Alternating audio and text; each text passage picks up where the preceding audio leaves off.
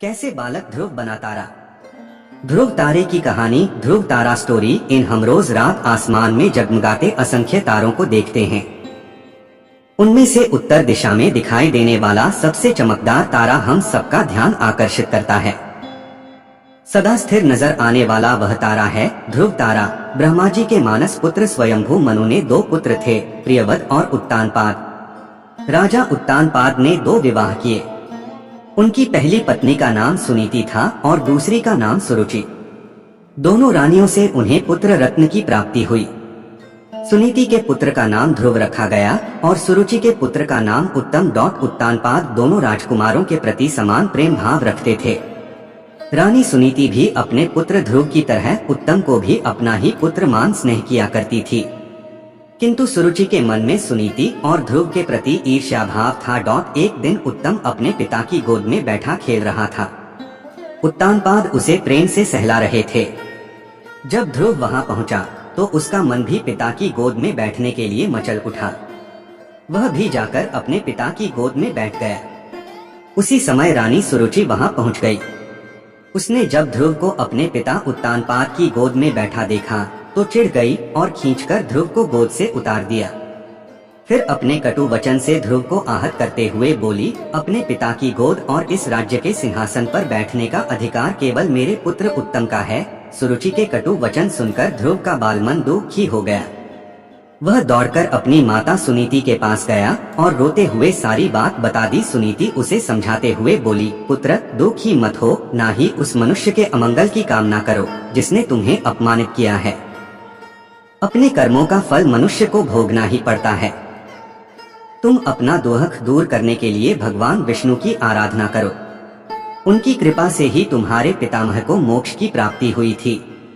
वे दुख खेहरता हैं, अब वे ही तुम्हारा दुख दूर करेंगे। माता की बात से बालक ध्रुव के कोमल मन में भगवान विष्णु के प्रति भक्ति भाव जागृत हो गया। तत्काल गृह त्याग कर वह वन की ओर प्रस्थान कर गया। मार्ग में उसे देवर्षि नारद मिले।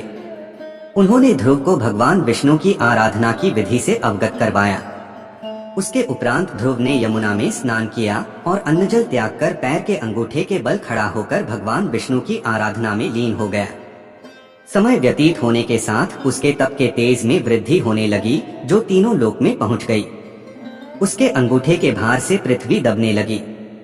उसका कठोर तप देख भगवान विष्णु को उसके समक्ष प्रकट होना ही पड़ा। ध्रुव को दर्शन देकर भगवान विष्णु ने पूछा, वत्स तुम्हारी आराधना से मैं अत्यंत प्रसन्न हूँ, बोलो क्या वरदान चाहते हो। बालक ध्रुव कहने लगा, भगवान मुझे माता सुरुचि ने अपमानित कर पिता की गोद से उतार दिया था। उनका कहना था कि मैं अपने पिता की गोद का अधिकारी नहीं हूँ। माता सुरुचि की इस बात ने मेरे अंतर्मन को आहत कर दिया था और मैं भागा भागा माता सुनीति के पास अपनी व्यथा सुनाने गया तो उन्होंने मुझे आपकी शरण में आने का परामर्श दिया। मैंने आपकी आराधना आपकी स्नेह प्राप्ति के लिए की है। प्रभुवर, आप जगत के तारणहार हैं। आपकी दृष्टि में सृष्टि के समस्त प्राणी समान हैं। पिता के गोद से उतारे जाने के बाद मैंने प्रण लिया था कि अब मैं केवल आपकी ही गोद में बैठूंगा।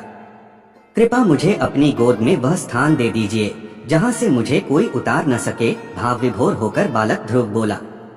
ध्रुव की अभिलाषा जानकर भगवान विष्णु बोले, वत्स तुम्हारा निस्वार्थ भक्ति भाव देख मैं तुम्हें अपनी गोद में स्थान देता हूँ। यह ब्रह्मांड मेरा अंश है और आकाश मेरी गोद। तुम मेरी गोद आकाश में ध्रुव तारे के रूप में स्थापित होगे। तुम्हारे प्रकाश से पूरा ब्रह्मांड जगमगाएगा। तुम्हारा स्थान सप्तऋषियों से भी ऊपर होगा। वे तुम्हारी परिक्रमा करेंगे। जब तक ब्रह्मांड है तुम्हारा स्थान निश्चित है।